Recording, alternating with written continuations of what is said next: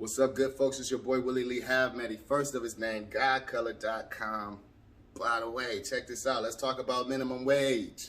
Like, everybody wants the minimum wage to get raised to 15 bucks. Well, I won't say everybody, because some of us in the know. Like, we can look at this with logic. And if you think about how the prices of goods and items have went up in your last 10 to 15 years, you should question, has minimum wage had a factor to do with that? So when I started working back in the day, mid-90s, I worked at McDonald's, first job, right? Still in high school, I was making $4.25 an hour. So when I was making this $4.25 an hour, a value meal cost $3.99 at the time. Fast forward to today, minimum wage is like $7.75 an hour. A value meal costs $7.99 an hour. So when minimum wage goes to $15 an hour, how much are you willing to spend to get you a value meal, to get you a double quarter pounder with cheese? You know what I'm saying? So as we look at this, as we look at the effects that this may have, we don't really factor in that by doubling essentially the minimum wage, we're doubling an employer's payroll. And as a business guy trying to employ people, that makes it often more difficult to get your bottom line. So where do you pass on this higher or doubling of your payroll? You pass it on to the consumer. Just like in '96, when I was working, a value meal costed $3.99, a loaf of bread costed $50. The average rent for a one-bedroom apartment in my area at the time was like $350. Now, that same place that I would want to rent at $7.75 minimum wage is $700, $800. When minimum wage goes to $15, they're going to increase the cost because there are more people willing to pay it now because they are getting more money. So you have more people competing for the same homes, the same values. So everything goes up when minimum wage goes up. So the consumer, even this potential employee, is going to be paying more and more to get less and less. Like, if we looked at when I was making $4.25 an hour back in mid-90s, to pay $1,500 in rent or mortgage, you're getting pretty much an estate. You're getting a mansion level. So now what's this $15? What does $1,500 a month get you? Do you think about that? And as the employer, you have to, you can't always pass on the price to the consumer. So think about this, guys. Again, with this $3.99 value meal at McDonald's to the current $7.99 value meal, they will not be able to get away with a $15 value meal. So now you have to cut cost in different ways. So now instead of employing 7 people to do the jobs to make everything work in the restaurant, you might have to employ 4. And we also don't look at, what if a person right now is making $12 an hour?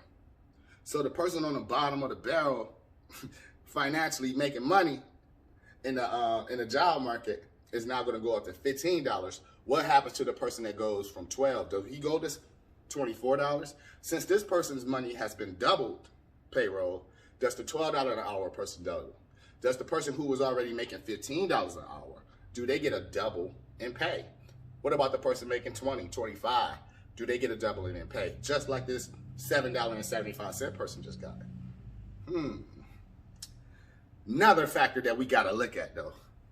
So when we got these folks making this kind of cash, what are their marketable skills? Like, usually you get paid on what you can provide or how hard it is to replace you.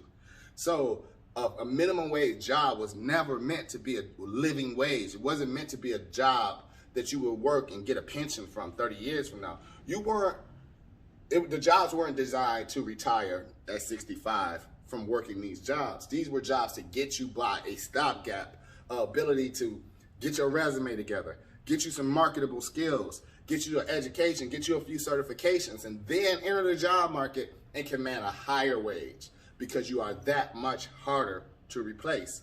Now, we're asking that a minimum wage be a living wage. A minimum wage is supposed to be a wage that you can enter into the job market. Now, how easy is it to replace a Walmart greeter?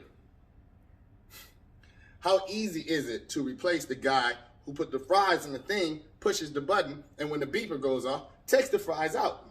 How hard is that person to replace? Like if you have a job where somebody can tap you on your shoulder and say, hey, this is where the bathroom is, this is where the break room is, all you gotta do is press down for 5 seconds, raise it up, send it over to the next spot. How hard are you to replace? And we're asking for a living wage for a job that is so easy to replace. Those people gonna rotate in a dime a dozen. That's why we have a minimum wage. Think about this. When I was, again, going back in my day, when we worked at McDonald's, we were high school kids. We were young 20s, like youngsters. Our managers were in their young 20s. We were high school students. And now you have people really supporting whole families working at McDonald's. And I get it. Like, I get it. Those people need a living wage. But those people also need to get the kind of skills that they are not so easily replaceable. Business guy, y'all, like, really start looking at it as if you were the employer. Stop thinking like the employee, start thinking like the employer. If you had to hire people, if you wanted to run a business, if you wanted to get financial wealth, financial independence for yourself, you create the jobs. Now you have a competitive market of a plethora of different people who want these positions. You pay them what they are willing to work for. When you make a minimum wage, you're demanding that the market is so competitive that a lot of people won't get no jobs because you're going to hire the best of the best of the best to do the least of the least of the least. It's making it tough. And as we get to these positions, teenage unemployment will go up.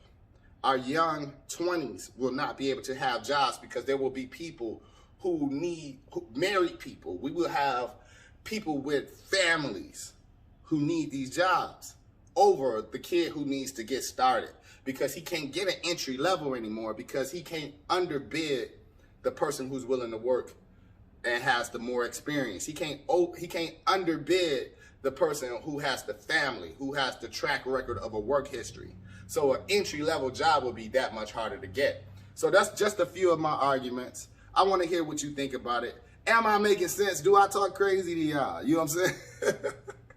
You tell me. So that was my thoughts on minimum wage. I feel like raising minimum wage is going to raise the cost of goods, the cost of services. Everything will go up, including your housing, including a loaf of bread, including your double burger with cheese.